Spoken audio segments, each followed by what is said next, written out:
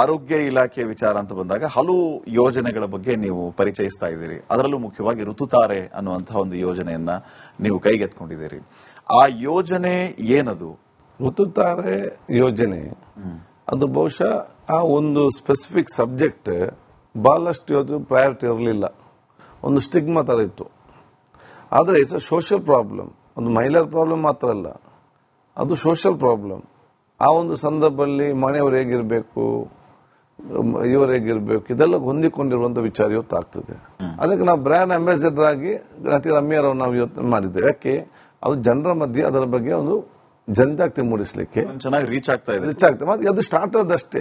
Long way to go. Policy approve ಆಗಬೇಕು, ಅನುಷ್ಠಾನ ಆಗಬೇಕು, ಯಾವ ಸಂದರ್ಭ ಹೇಗೆ ಅಂತ ಹೇಳಿ ನಾವು ಅದಕ್ಕೆ ಒಂದು ಯೋಜನೆ ರೂಪಿಸಬೇಕು. ಆದ ಕಾರಣ ಅದನ್ನೆಲ್ಲರೂ ಕೂಡ ಮೆಚ್ಚಿದ್ದಾರೆ ಮತ್ತು ಅದನ್ನ ಅತ್ಯುತ್ತಮ ರೀತಿಯಲ್ಲಿ ನಾವೊಂದು ಪಾಲಿಸಿ ಮಾಡಿ ಅನುಷ್ಠಾನ ಮಾಡ್ತೇವೆ. ಮತ್ತು ಇದು ದೇಶದಲ್ಲೇ ಪ್ರಪ್ರಥಮವಾಗಿ ನಾವು ಇವತ್ತು ಮಾಡುವಂತದ್ದು. ಇದನ್ನು ಬೇರೆ ರಾಜ್ಯದವರು ಕೂಡ ಇವತ್ತು ಬಂದದ್ದನ್ನು ಫಾಲೋ ಅಪ್ ಮಾಡ್ತಾರೆ ವಿಶ್ವಾಸ ಖಂಡಿತವಾಗಿ ಇವತ್ತಿದೆ.